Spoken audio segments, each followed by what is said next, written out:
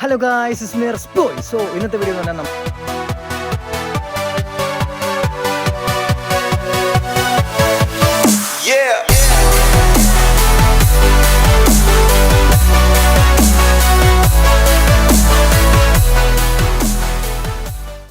Sedan എന്ന് പറയുമ്പോൾ നേരത്തെ പറഞ്ഞ പോലെ വിരോധവും ഒരു പുജ്ഞം ഉണ്ടായിരുന്നൊരു വ്യക്തിയായിരുന്നു ഗോകുൽ.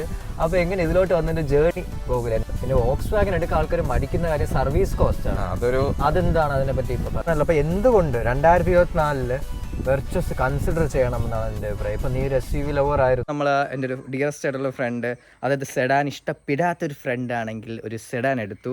അപ്പോൾ അത് എങ്ങനെ അവൻ സെഡാനിലോട്ട് എത്തി, ലൈക്ക് ഏത് സെഡാനാണ്. അപ്പോൾ നിങ്ങൾ അങ്ങനെ തമ്പനിയിൽ കണ്ടപ്പോൾ ഓൾറെഡി നിങ്ങൾക്ക് മനസ്സിലായി കാണും ഏത് സെഡാനാണെന്ന്. ബട്ട് സ്റ്റിൽ നിങ്ങൾക്ക് ഒരുപാട് ലൈക്ക് ഡ്രൈവിംഗ് ഡൈനാമിക്സ് എന്തൂസിയസ്റ്റിക് ആയിട്ടുള്ള ആൾക്കാർക്ക് ഒരുപാട് ഇഷ്ടമായ നമ്മുടെ സ്വന്തം വോക്സ്വാഗൻ വെർച്വസ് അടുത്ത്. അപ്പം സെഡാൻ എന്ന് പറയുമ്പോഴേ ലൈക്ക് ഒരു മോഹൻ ചുളുക്കുന്നൊരു വ്യക്തി എങ്ങനെ ഇത് എടുത്തു എന്നുള്ളൊരു കഥയാണ് ഇന്നത്തെ വീഡിയോ. ഇത് റിവ്യൂ ആണെന്ന് പറയത്തില്ല, കാരണം ഇത് അവ എടുത്തിട്ട് ഏതാണ്ട് ഒരു 4-5 ഡേയ്സ് ആയതേ ഉള്ളൂ. പക്ഷേ എന്തുകൊണ്ട് അവൻ വെർച്വസ് എടുത്തു, ലൈക്ക് SUV മെയിനായിട്ട് ഓൺ ഗോയിങ് മാർക്കറ്റിനെ കീഴടക്കുന്ന സമയത്ത് ഒരു സെഡാൻ, അതും സെഡാൻ ഇഷ്ടപ്പെടാത്തൊരു വ്യക്തി എന്തുകൊണ്ട് സെഡാൻ എടുത്തു. ഇവൻ്റെ പണ്ടിരുന്നത് ഒരു ജീപ്പ് കോമ്പസ് ആയിരുന്നു. നിങ്ങൾ ഓൾറെഡി എൻ്റെ വീഡിയോ കണ്ടെങ്കിൽ മനസ്സിലാവും. എൻ്റെ ചാനലിൽ ഓൾറെഡി ജീപ്പ് കോമ്പസിനെ പറ്റി ഒരു വീഡിയോ ഉണ്ട്. അത് ഇവൻ്റെ തന്നെ വണ്ടിയാണ്. അത് കൊടുത്തിട്ട് ഇതാണ് എടുത്തത്. എന്തുകൊണ്ട് ഇതെടുത്തു? SUV ഇഷ്ടപ്പെട്ടതിന് ശേഷം, SUV ആ ഒരു കംഫർട്ട് കിട്ടിയതിന് ശേഷം, അല്ലെങ്കിൽ SUV ആ ഒരു റോഡ് പ്രസൻസ്, ആ ഒരു ഹൈറ്റൊക്കെ ഇഷ്ടപ്പെട്ടതിന് ശേഷം എന്തുകൊണ്ട് വെർച്വസ് സെഡാൻ, അതും കുറച്ച് കാലം മുന്നേ ഇറങ്ങി, അതായത് മുന്നേ ഇറങ്ങിയ മോഡലാണല്ലോ വെർച്വസ്, അത് ഇപ്പോൾ 2024 does it make any sense, ആ വീഡിയോ നിന്ന് കവർ ചെയ്യാൻ പോകണം. അപ്പോൾ ഈ കണ്ടന്റ് നിങ്ങൾക്ക് ഇഷ്ടപ്പെടുകയാണെങ്കിൽ ലൈക്ക് ചെയ്യാനും ഷെയർ ചെയ്യാനും സബ്സ്ക്രൈബ് ചെയ്യാനും മറക്കരുത്. അപ്പോൾ നമുക്ക് നേരെ വീഡിയോയിൽ പോകാം ഗൈസ്. ഹലോ ഗായ്സ്, അപ്പോൾ നേരത്തെ പറഞ്ഞതുപോലെ നമ്മൾ ഗോകുലിൻ്റെ അടുത്ത് നിൽക്കുന്നത്. ഗോകുലിൽ നിങ്ങൾ നേരത്തെ കുറേ വീഡിയോസ് കണ്ടാണ്. കാരണം ഇവനാണ് എന്നെ ഇതിലോട്ട് എങ്ങനെ നയിച്ചു വിട്ടത്. കാരണം BMW ആയാലും എക്സ്റ്റർ ആയാലും ഇവൻ തന്നെ ജീപ്പിന് നേരത്തെ പോലെ കോമ്പസിൻ്റെ വീഡിയോ ഒക്കെ ഇവൻ്റെ വണ്ടി തന്നെയായിരുന്നു. അപ്പോൾ ഇവൻ വെർച്വസ് എടുത്തു. SUV ലവറായിരുന്നു ഇവൻ. എങ്ങനെ ഒരു സെഡാനിലോട്ട് വന്നു? സെഡാൻ എന്ന് പറയുമ്പോൾ നേരത്തെ പറഞ്ഞ പോലെ വിരോധവും ഒരു പുജ്ഞം ഉണ്ടായിരുന്നൊരു വ്യക്തിയായിരുന്നു ഗോകുൽ. അപ്പോൾ എങ്ങനെ ഇതിലോട്ട് വന്നൊരു ജേർണി ഗോകുൽ എന്നെ പറയണം. നമുക്ക് ഓട്ടിച്ചുകൊണ്ട് സംസാരിക്കാം. ഓക്കെ. അപ്പം ഗോകുൽ ഭായ്, എങ്ങനെയാണ് വെർച്വസിലോട്ട് എത്തിയത്? അതും വോക്സ്വാഗൻ. ഗോകുൽ വിചാരിക്കാത്തൊരു വണ്ടിയാണ്. ലൈക്ക് ഗോകുൽ ആ ഒരു അല്ലേ, നീ വിചാരിക്കാത്തൊരു സെറ്റപ്പ് അല്ലേ? ഞാനങ്ങനെ വോക്സ്വാഗൻ എന്ന് പറയുന്ന ഒരു ബ്രാൻഡ് ഞാനങ്ങനെ എൻ്റെ ഒരു കൺസിഡറേഷൻ ഇല്ലാത്തതായിരുന്നു. മെയിൻലി ഞാൻ മഹീന്ദ്ര അല്ലെങ്കിൽ കിയ, അതിൻ്റെ ഏതെങ്കിലും ഒരു SUV അല്ലെങ്കിൽ സബ് കോമ്പാക്ട് SUV ലെവലിൽ നോക്കാന്നുള്ളതായിരുന്നു എൻ്റെ പ്ലാൻ. കുറച്ച് നാളായിട്ട് ഞാനത് നോക്കുന്നു. അപ്പം അങ്ങനെ വന്നപ്പോഴാണ് എൻ്റെ ഒരു പരിചയത്തിൽ നല്ലൊരു വണ്ടി കോമ്പസ് വന്നപ്പോഴത്തേനും ഞാൻ എടുത്തിരുന്നു. നിങ്ങൾ കണ്ടാണ് നമ്മൾ അന്ന് എടുത്ത വണ്ടി. അപ്പൊ ഞാൻ നല്ല റേറ്റിന് കിട്ടിയപ്പോൾ എനിക്ക് നല്ലൊരു പ്രൈസിന് കിട്ടി. നല്ലൊരു വണ്ടിയായിരുന്നു അത്. ഞാൻ കുറച്ച് നാൾ ഞാൻ യൂസ് ചെയ്തു. എനിക്ക് അതിൽ നല്ലൊരു ഓഫർ കിട്ടിയപ്പോൾ എനിക്കത് കൊടുക്കേണ്ട വന്നു. അപ്പം ഞാനത് ഒത്തിരി നാൾ യൂസ് ചെയ്തില്ല, കുറച്ച് നാളെ കൊടുത്തുള്ളൂ. അങ്ങനെ ഒരു SUV ഇതായിട്ട് താല്പര്യപ്പെട്ട് നിൽക്കുമായിരുന്നു. SUV ഓടിച്ചിട്ട് നീ എങ്ങനെ ഒരു സെഡാനിലോട്ട് വന്നു? സെഡാൻ എന്ന് പറയുന്ന ഒരു കൺസിഡറേഷനിലുള്ള ഒരു ഇതല്ലായിരുന്നു എൻ്റെത്. ഞാനപ്പം എൻ്റെ ഒരു പ്ലാൻ എന്ന് പറഞ്ഞാൽ മാക്സിമം നമ്മൾ ഡൗൺ പേയ്മെന്റ് കൊടുക്കുക, EMI മാക്സിമം കുറച്ച് നമ്മളൊരു വണ്ടി എടുക്കുക എന്നുള്ളതായിരുന്നു ഞങ്ങളുടെ പ്ലാന്. എൻ്റെ വൈഫിന്റെ മെയിൻ ഒരു അജണ്ട അതായിരുന്നു. SUV എടുക്കുക, മാക്സിമം നമ്മൾ ഡൗൺ പേയ്മെന്റ് കൂട്ടിയിട്ട് EMI കുറയ്ക്കുക എന്നുള്ളതായിരുന്നു നമ്മുടെ ഒരു പ്ലാൻ. അപ്പൊ അതിനുവേണ്ടി ഞങ്ങളിങ്ങനെ വെയിറ്റ് ചെയ്തിരിക്കുമായിരുന്നു. അപ്പം ആ ഒരു ഡീലിലായിരുന്നു നമുക്ക് കോമ്പസ് കിട്ടിയത്. ഏകദേശം എനിക്ക് തോന്നുന്നു 19,000 കിലോമീറ്റർ ഓടിയൊരു കോമ്പസ് ആയിരുന്നു ഞാൻ അന്ന് എടുത്തത്. അധികം നല്ല പണി കാര്യങ്ങളൊന്നും ഇല്ലാത്ത വണ്ടികളായിരുന്നു. അത് ഞാൻ അതിലും നല്ലൊരു ഓഫർ, എടുത്തതിലും നല്ലൊരു ഓഫർ എനിക്ക് ഒരാൾ തന്നപ്പം ഞാനത് കൊടുത്തു. ഞങ്ങൾ അടുത്ത ഒരു വണ്ടി എന്നാൽ തിരിച്ച് നമ്മൾ കിയയിലോട്ട് തന്നെ പോയേക്കാം. ഞാൻ കിയ കുറേ നാളായിട്ട് ഞാൻ നോക്കിക്കൊണ്ടിരുന്നത്, കിയയിലോട്ട് തന്നെ പോയേക്കാം എന്നുള്ള രീതിയിൽ ഇരിക്കുമായിരുന്നു. അങ്ങനെ വന്നപ്പം ഞാൻ കിയയുടെ ഷോറൂമിൽ ഒരു ദിവസം ചെന്നു. ഞാൻ വണ്ടി ടെസ്റ്റ് ഡ്രൈവ് എടുത്തു. അപ്പൊ ഏകദേശം ഒരു നമ്മളെ ടോപ്പ് മോഡലാണ് ഞാൻ നോക്കിയത്. GTX പ്ലസ് ടർബോ 1 ലിറ്റർ ആണ് നമ്മൾ നോക്കിയത്. എത്ര ഓൺ റോഡ് വരും? ഏകദേശം ഓൺ റോഡ് നമ്മുടെ എല്ലാം കഴിഞ്ഞ് കഴിയുമ്പോഴത്തേന് 18+ ആണ് ഇതിന് ഓൺ റോഡ് വരുന്നത് എമൗണ്ട്. 18+ എന്ന് പറയുമ്പോൾ നമ്മൾ എക്സ്ട്രാ അക്സസറീസിന്റെ എല്ലാം നമ്മൾ കഴിഞ്ഞ് ഉള്ള ഇൻക്ലൂഡ് ചെയ്യാത്ത എമൗണ്ട് ആണ് 18 വരുന്നത്. നമ്മളെ ഒരു ഇതനുസരിച്ച് നമ്മൾ അവർ പറയുന്ന കുറെ എക്സ്ട്രാ കാര്യങ്ങൾ കയറ്റി കഴിയുമ്പോഴത്തേന് ഏകദേശം ഒരു 19 lakhs അടുത്ത് വരും. അപ്പൊ ഞാനിങ്ങനെ ഒന്നുകൂടെ ആലോചിച്ചപ്പോ 19 lakhs നമുക്ക് കിയ വർത്താണോ എന്നുള്ള ഒരു, കിയയുടെ ബ്രാൻഡ് വർത്താണോ എന്നുള്ള ഒരു ക്വസ്റ്റ്യൻ എനിക്ക് അവിടെ വന്നിരുന്നു. എന്നിട്ട് ഇങ്ങനെ വന്നോണ്ടിരുന്നു. അപ്പം ഞങ്ങളിങ്ങനെ റീതിങ്ക് ചെയ്തപ്പോൾ നമുക്ക് അടുത്ത ബ്രാൻഡുകൾ നമ്മൾ നോക്കാനുള്ളത് മഹേന്ദ്ര ആയിരുന്നു.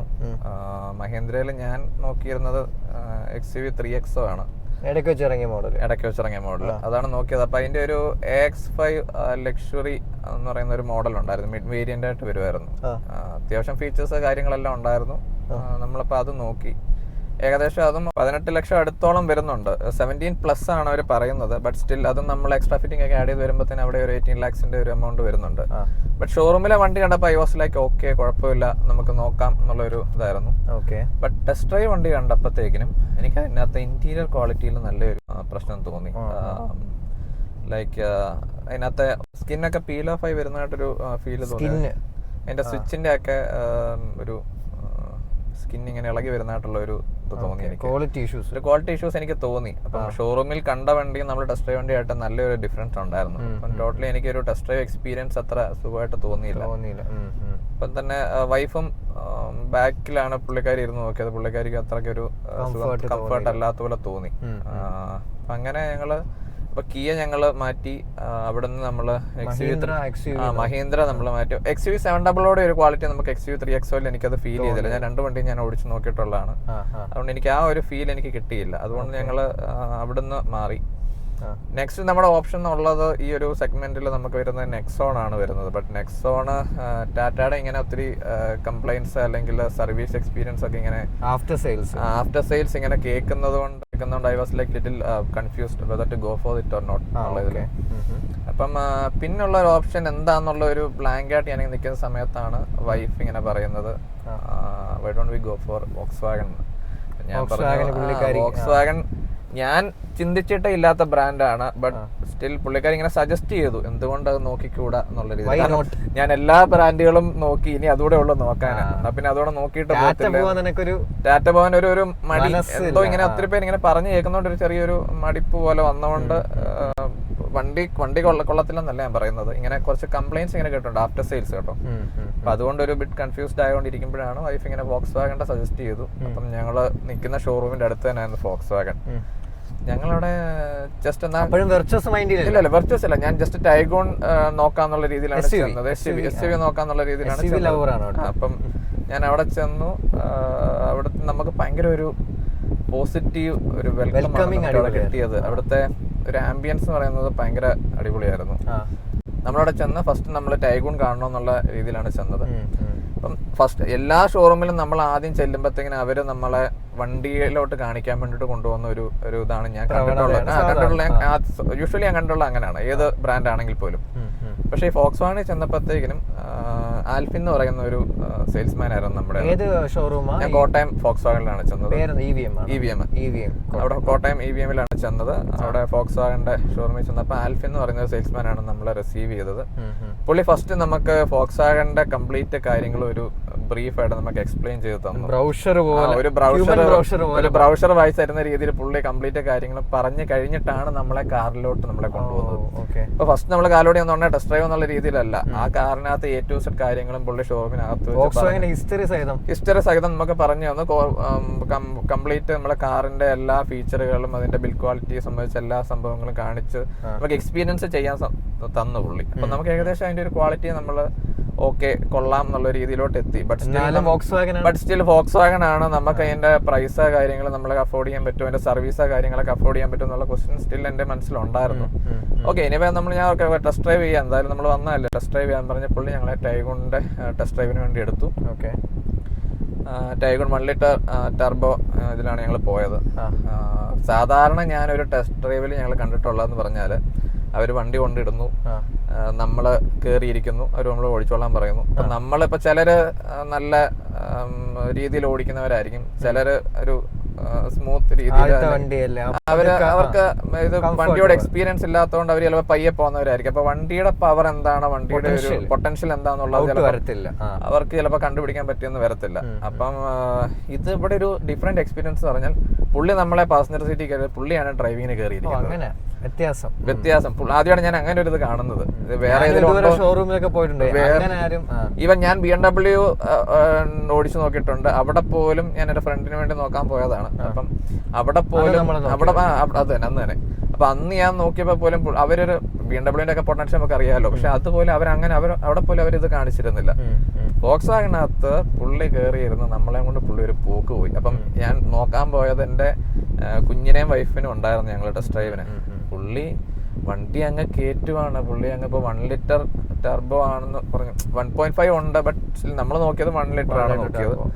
പുള്ളി അങ്ങ് പോവാണ്, ചുമ്മാ അങ്ങ് കയറുവാണ്. അപ്പൊ സ്പീഡ് കൂടി ഞാൻ പറഞ്ഞു പറ്റത്തില്ല, കുഞ്ഞുണ്ട്, എനിക്ക് എന്റെ ഏകദേശം മനസ്സിലായി, നിർത്തിക്കോളാൻ പറഞ്ഞു. കാരണം നമ്മൾ അത്ര എനിക്ക് പാസഞ്ചർ സീറ്റ് ഇരിക്കും, നമ്മൾ ഡ്രൈവ് ചെയ്യുന്ന ഒരു കോൺഫിഡൻസ് നമുക്ക് കിട്ടത്തില്ല പാസഞ്ചർ സീറ്റ് ഇരിക്കുമ്പോഴത്തേക്കിനും. ഞാൻ പറഞ്ഞു കുഞ്ഞുണ്ട്, വേണ്ട പയ്യെ പോയാൽ മതി എന്ന് പറയാം. പുള്ളിക്ക് കുറെ കാര്യങ്ങൾ കാണിച്ചു തരാനുണ്ടായിരുന്നു. അപ്പൊ ഞാൻ പറഞ്ഞു ഓക്കെ നമുക്ക് ഞാൻ പിന്നെ നോക്കാന്നുള്ള രീതിയിൽ പേടിച്ച് ഞാൻ ശരിക്കും പറഞ്ഞാല് കുഞ്ഞുള്ളതുകൊണ്ട് എനിക്ക് പേടിയായിരുന്നു. ഞങ്ങൾ തിരിച്ച് ഷോറൂമിൽ ചെന്നു. അപ്പൊ തന്നെ ഇംപ്രസ്ഡ് വണ്ടിയുടെ ക്വാളിറ്റി. വൈഫ് ആണെങ്കിലും പുറകെ ഇരുന്നിട്ട് നല്ല അത്രയും സ്പീഡിൽ പോയിട്ടാണ് പുള്ളിക്കാരി ടൈഗോണാണ് ഞങ്ങൾ ഓടിച്ചത്. പുറകെ ഇരുന്നിട്ടാണെങ്കിലും ബോഡി റോളോ കാര്യങ്ങളൊന്നും പുള്ളിക്കാരിക്ക് അങ്ങനെ ഫീൽ ചെയ്യുന്നൊന്നുമില്ല, എല്ലാം ഓക്കെ ആയിരുന്നു. രണ്ടാമത് ജസ്റ്റ് അവിടെ കിടക്കുന്ന കണ്ട് വ്യത്യസ്തം ഇങ്ങനെ കിടക്കുന്നോണ്ട് കൊള്ളാം, സെഡാനാണ്, നൈസ്, കൊള്ളാം എന്നുള്ള രീതിയിൽ. അപ്പം പുള്ളിക്കാരി നമുക്ക് സെഡാന ചുമ്മാ നോക്കിയാലോ എന്ന് ചോദിച്ചു. അപ്പൊ ഞാൻ പറഞ്ഞു ഓക്കെ ഇവിടെ വന്നതല്ലേ നമ്മൾ ദേവർ മോർ ദാൻ ഹാപ്പി. അവര് കാണിക്കാൻ വേണ്ടിട്ട് അവര് റെഡി ആയിരുന്നു. അവര് ഓൾമോസ്റ്റ് ഞങ്ങളൊരു എല്ലാ ഷോറൂമിലും കയറി ഇറങ്ങി വൈകിട്ട് ചെന്നപ്പോ ഓൾമോസ്റ്റ് അവരുടെ സമയം എത്തിയിരുന്നു. അപ്പൊ അവർക്ക് ഇനിയും ക്ലോസ് ചെയ്യാനുള്ള സമയമാണ്. പക്ഷെ അവർ അതിലൊന്നും കൺസേൺഡ് അല്ല. അവര് നമുക്ക് എത്രമാത്രം എക്സ്പീരിയൻസ് തരാവോ അതാണ് അവരുടെ മെയിൻ ഫോക്കസ് ചെയ്യുന്ന സംഭവം എന്ന് പറയുന്നത്. അപ്പൊ അവര് നെക്സ്റ്റ് വെർട്ടസ് എടുത്തു. എന്താ കയറി ഇരുന്ന് ഞാൻ അതിനകത്ത് പുള്ളി സെയിം രീതിയിലാണ് പുള്ളി അങ്ങോട്ട് കൊണ്ടുപോകുന്നത്, പുള്ളിയാണ് കൊണ്ടുപോകുന്നത്, തിരിച്ച് നമ്മളെ കൊണ്ട് ഓടിപ്പിക്കുന്നത്. ഒരു കുറച്ച് ഡിസ്റ്റൻസ് പുള്ളി പോകും, അങ്ങോട്ടുള്ള എല്ലാം പുള്ളി കാണിച്ചുകൊണ്ട് തിരിച്ച് നമ്മളോട് ഓടിച്ചോളാൻ പറയും. പുള്ളി അതുപോലെ തന്നെ ഷോറൂമിൽ വെർട്ടസ് എടുത്തോണ്ട് പോയി. എനിക്ക് തന്നെ ടൈഗൂണിനകത്ത് കയറി ഇതിനെക്കാട്ടിലും വേറൊരു എക്സ്പീരിയൻസ് ആയിരുന്നു എനിക്ക് വെർട്ടസിലെ ഒരു. മേ ബി അതിന്റെ ഒരു സെഡാന്റെ ഒരു സീറ്റിംഗ് പൊസിഷനും അതിന്റെ ഒരു റൈഡിംഗ് കംഫർട്ടും കൊണ്ടായിരിക്കാം I was more than happy എന്ന് പറയാം. SUV വിട്ട് സെഡാനിലോട്ട് വരിക എന്നുള്ള ഒരു ഇതിലോട്ട് ഞാൻ എത്തി. ബട്ട് കുഞ്ഞുള്ളതുകൊണ്ട് എനിക്ക് ശരിക്കും അത് എക്സ്പീരിയൻസ് ചെയ്യാൻ പറ്റില്ല. അതുകൊണ്ട് പറഞ്ഞ് ഞാനത് കൊണ്ട് കാണിക്കാൻ കുഴപ്പമില്ല എന്ന് പറഞ്ഞ് പുള്ളി പിറ്റേ ദിവസം വണ്ടി കൊണ്ട് എന്റെ വീട്ടിൽ വന്നു. പുള്ളി ഞാനുമായിട്ട് മാത്രം പോയിട്ട് പുള്ളി ഇതിന്റെ കംപ്ലീറ്റ് പൊട്ടൻഷ്യൽ എനിക്കത് കാണിച്ചു തന്നു. പുള്ളി കോർണറിങ് ഒക്കെ ചെയ്യുമ്പോഴത്തേക്കിനും നമ്മള് വേറെ വണ്ടിയിലൊക്കെ ആണെങ്കിൽ ആ ഉള്ളൊരു ബോഡി റോളോ അല്ലെങ്കിൽ അങ്ങനത്തെ ഒരു ഒലച്ചില് നമ്മൾ സീറ്റിൽ നിന്നൊന്ന് മാറിപ്പോവാന്നുള്ള രീതി ഒന്നും ഇതിനകത്തില്ല. നമ്മൾ എവിടെ ഇരിക്കുന്നു അവിടെയാണ്. അതിന്റെ സ്റ്റെബിലിറ്റി എന്ന് പറയുന്നത് ഫോക്സ് വാഗന്റെ പുള്ളി കംപ്ലീറ്റ് നമുക്ക് എക്സ്പീരിയൻസ് ചെയ്ത് തന്നത്. നമ്മൾ അവിടെ നമ്മളത് ഫ്ലാറ്റായി നമ്മൾ അന്നേരം ഇതാണ് നമ്മുടെ കാർ എന്നുള്ള ഒരു കൺക്ലൂഷനിലോട്ട് നമ്മൾ എത്തുമായിരുന്നു അവിടെ. അങ്ങനെ ഞാനപ്പം അന്ന് തന്നെ പുള്ളി പറഞ്ഞു ഞാൻ അവിടെ തന്നെ ബുക്ക് ചെയ്തു. അറൗണ്ട് 1 വീക്കിനകത്ത് എനിക്ക് പുള്ളി കംപ്ലീറ്റ് പ്രൊസീജിയർ എല്ലാം കഴിഞ്ഞ് വണ്ടി എനിക്ക് ഡെലിവറി ചെയ്ത് തരുമായിരുന്നു. ഇപ്പം ഏകദേശം ഞാനൊരു 4 ദിവസമായി വണ്ടി എടുത്തിട്ട് അറൗണ്ട് 500 കിലോമീറ്റേഴ്സ് ആകുന്നതേ ഉള്ളൂ. അപ്പം ഒരു ഡ്രോബാക്ക് എന്താണ് ഇതിന്റെ പറയാന്നുള്ളതെന്ന് ചോദിച്ചാൽ പാസഞ്ചർ സീറ്റിൽ ഇരിക്കുന്ന ആളുടെ ഹൈറ്റ് കുറച്ച് കുറവാണെങ്കിൽ അവരൊന്ന് യൂസ്ഡ് ആകാൻ ചെറുതായിട്ട് പാടുപെടും. ഇപ്പൊ തന്നെ എനിക്ക് 5'7" ഉണ്ട്. എനിക്ക് തന്നെ ജസ്റ്റ് ഇങ്ങനെയാ കാണുന്നത്. കാരണം ഇതിന്റെ പാസഞ്ചർ സീറ്റ് ഹൈറ്റ് അഡ്ജസ്റ്റബിൾ അല്ല. മിഡ് വേരിയന്റ് ആണോ?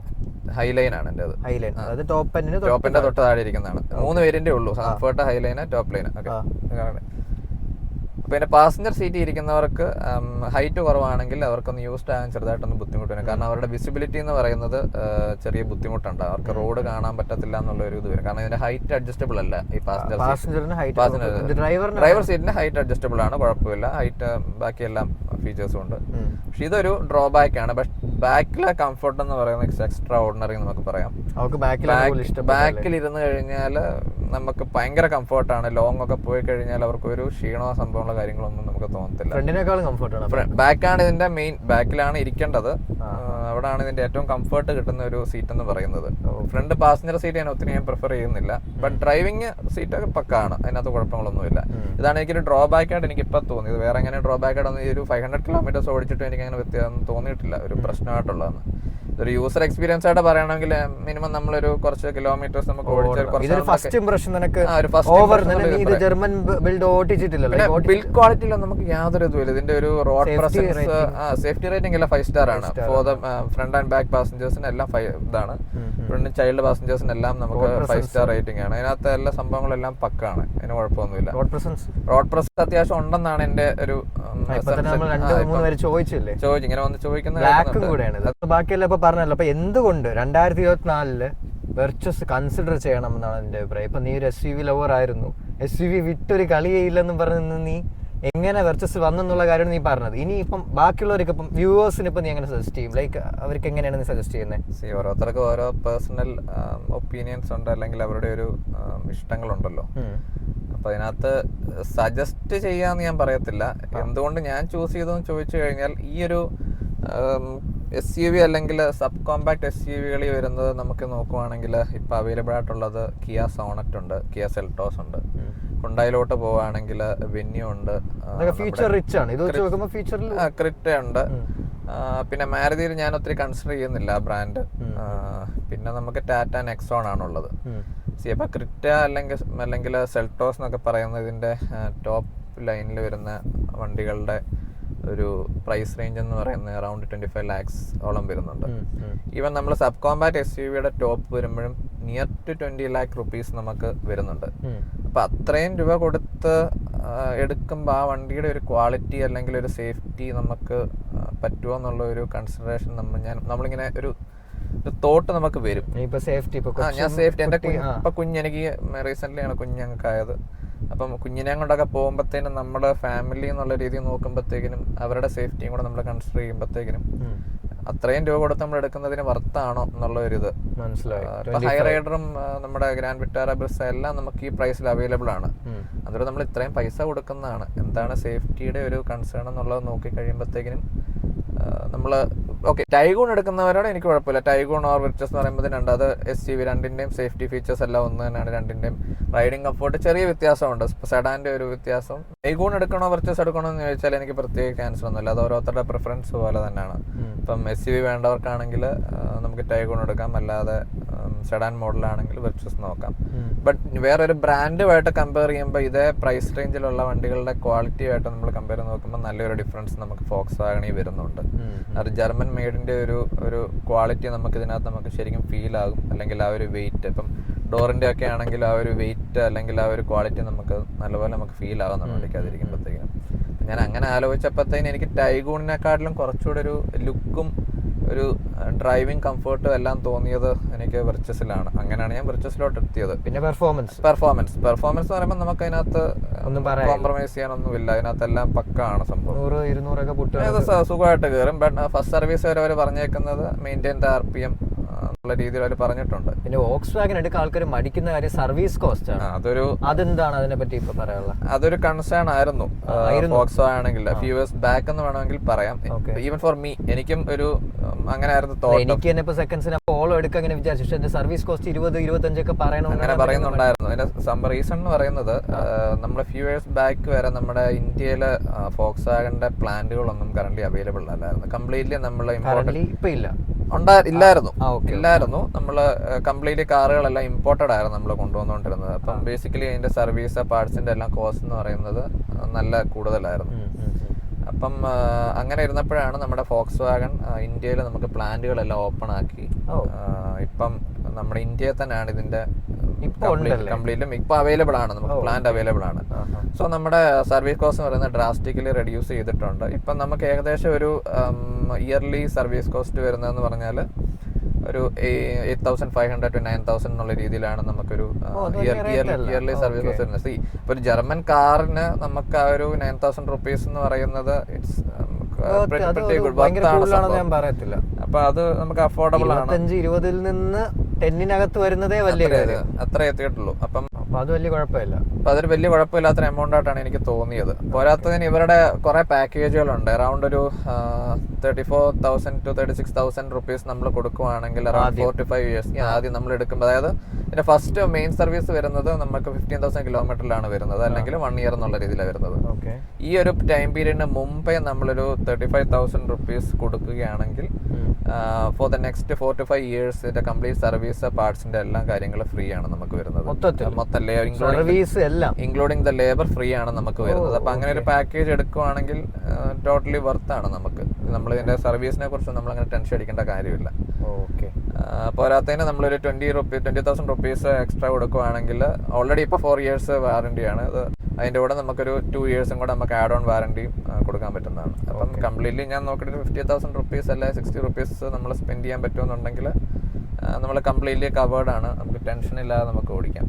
അപ്പൊ അതാണ് നമ്മളെ മെയിൻ ഓവറോൾ പർച്ചേസിന്റെ എന്തെങ്കിലും പറയാനുണ്ടോ? എന്തെങ്കിലും വേറെ നമുക്ക് അങ്ങനെ പറയാനായിട്ടൊന്നുമില്ല. ഞാൻ പറഞ്ഞില്ലേ ഇപ്പൊ 500 kilometers നമ്മൾ ആകുന്നതേ ഉള്ളൂ. അപ്പം ആ ഒരു സമയം കൊണ്ട് നമുക്ക് ഇത്രയൊക്കെ പറയാൻ പറ്റില്ല. ഫസ്റ്റ് ഇംപ്രഷനെ പറയാൻ പറ്റും. യൂസർ റിവ്യൂ ആയിട്ടൊന്നും ഇതിനെ കൺസിഡർ ചെയ്യാൻ പറ്റത്തില്ല. അപ്പൊ നമുക്ക് യൂസർ റിവ്യൂ ഉടനെ ചെയ്യേണ്ടത് ഇതൊരു 1 മാസം കഴിഞ്ഞിട്ട് 2 മാസം കഴിയുമ്പോൾ നമുക്കൊരു ഒരു യൂസർ റിവ്യൂ നമുക്ക് പറയാൻ പറ്റും. എന്തൊക്കെയാണ് ഇതിന്റെ ഫോൾട്ട് അല്ലെങ്കിൽ എന്തൊക്കെയാണ് ഇതിന്റെ പ്ലസ് പോയിന്റ് എന്നുള്ള ഒരു അന്നേരത്തെ നമുക്ക് പറയാൻ പറ്റുമെന്ന് എനിക്ക് തോന്നുന്നു. അപ്പോൾ ഒരു 3 months കഴിഞ്ഞ് നമുക്ക് അടുത്ത് ഇതിന്റെ കണ്ടിന്യൂഷൻ ആയിട്ടുള്ള ഒരു വീഡിയോ ഉറപ്പായിട്ടും ചെയ്യേണ്ടത്. പിന്നെ അപ്പൊ അതുവരെ താങ്ക്സ് മാൻ. അപ്പോൾ അടുത്തൊരു വീഡിയോ കാണുന്നതുവരെ ദിസ് ഇസ് മിയർ സ്പോയ് സൈനിങ് ഔട്ട്.